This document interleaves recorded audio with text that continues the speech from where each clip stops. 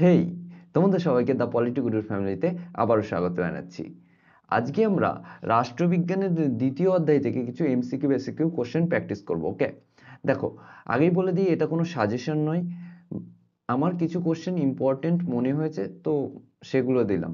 এমন নয় এর বাইরে আসবে না, বা এগুলো শুধু এগুলোই আসবে, ঠিক আছে? দেখো, এর বাইরেও আসতে পারে যেহেতু আমি কোশ্চেন করিনি। ওকে, তো চলো শুরু করা যাক। আর হ্যাঁ, শুরু করার আগে বলে রাখি, এখনো পর্যন্ত দ্য পলিটিগুরুর ফ্যামিলিতে যুক্ত না হয়ে থাকলে সাবস্ক্রাইব করে যুক্ত হয়ে যাও। তো চলো শুরু করা যাক। প্রথম প্রশ্ন কি থাকছে? প্রথম প্রশ্ন থাকছে, ঠান্ডা লড়াই শব্দটি প্রথম প্রয়োগ করেন কে? দেখো, ঠান্ডা লড়াই শব্দটি প্রথম প্রয়োগ করেন বার্নার্ড বারুচ, অপশন ডি। ঠিক আছে, নেক্সট কোশ্চেন। বেলগ্রেড সম্মেলন অনুষ্ঠিত হয় কবে হয়েছিল? 1961-তে, তাই না? Option B, 1961। নেক্সট কোশ্চেন, জোট নিরপেক্ষ আন্দোলনের মুখ্য প্রবক্তা ও জনক কে? কে? আমরা সবাই জানি, তাই না? জওহরলাল নেহেরু। দেখো, আবার বলছি যে এটা কিন্তু কোনো সাজেশন নাই, তোমরা এগুলো দেখে যেতে পারো।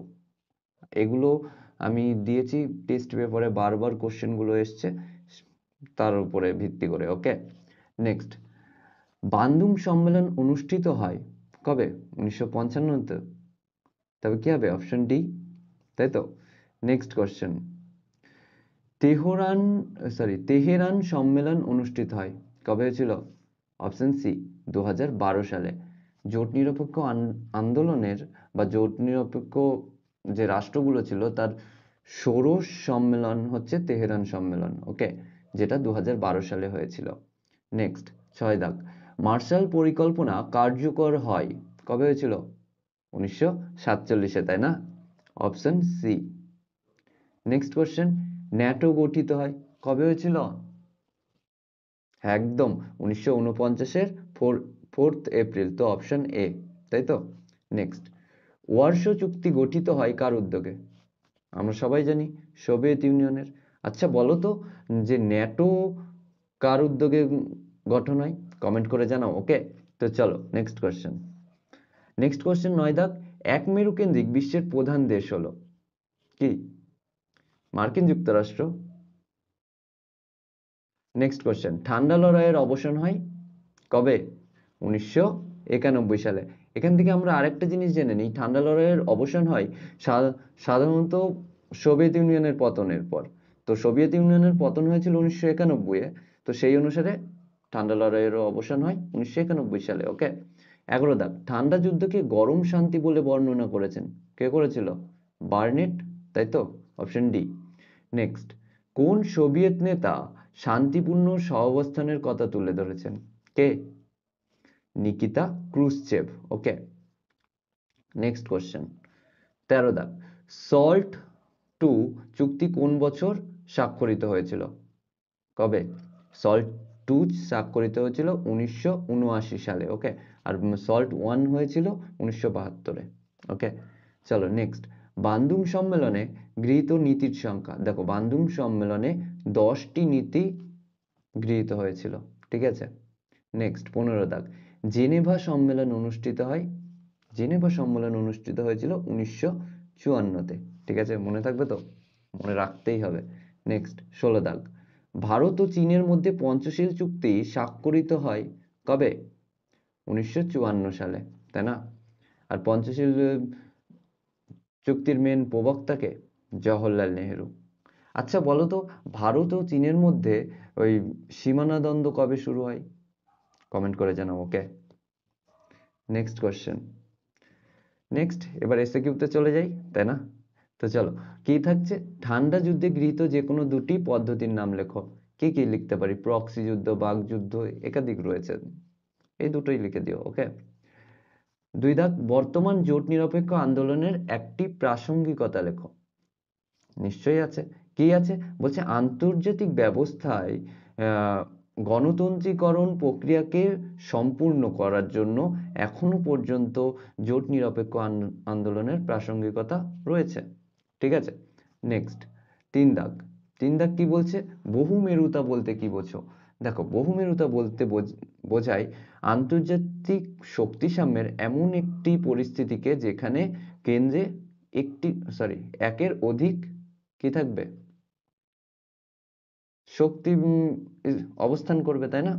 আর যখন একটা শক্তি অবস্থান করবে তখন এক মেরুতা, আর যখন দুটি থাকবে তখন দ্বিমেরুতা, এবং দুইয়ের বেশি থাকলে তখনই বহুমেরুতা হয়ে যাবে। ওকে, নেক্সট 4 দাগ, ঠান্ডা লড়াই বলতে কি বোঝো? দেখো, দ্বিতীয় বিশ্বযুদ্ধের পরে মার্কিন যুক্তরাষ্ট্রের নেতৃত্বাধীন ধনতান্ত্রিক জোট এবং সোভিয়েত ইউনিয়নের নেতৃত্বাধীন কি সমাজতান্ত্রিক জোটের মধ্যে যে দ্বন্দ্ব রেষারেষি ও উত্তেজনাপূর্ণ সম্পর্কের সৃষ্টি হয় সেটাই ঠান্ডা লড়াই নামে পরিচিত।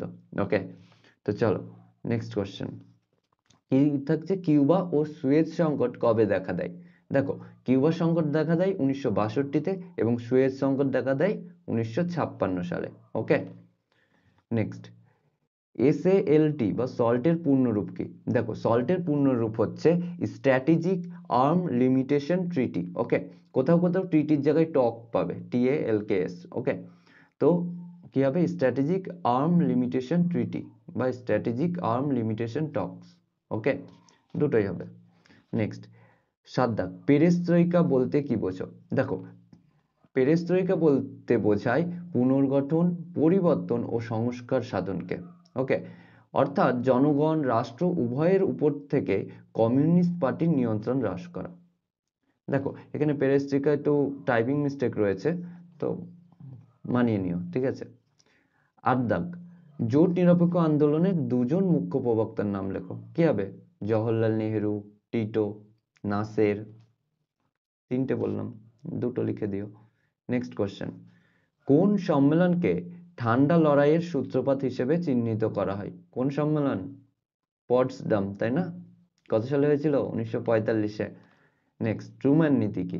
দেখো, 1947 সালে 12ই মার্চ মার্কিন রাষ্ট্রপতি হ্যারি ট্রুম্যান মার্কিন কংগ্রেসের এক বক্তৃতায় গ্রিস, তুরস্ক সহ বিশ্বের যে কোনো দেশকে সোভিয়েত অগ্রাসনের বিরুদ্ধে সামরিক এবং আর্থিক সাহায্য দানের যে প্রতিশ্রুতি দেয় সেটাই ট্রুম্যান নীতি নামে পরিচিত।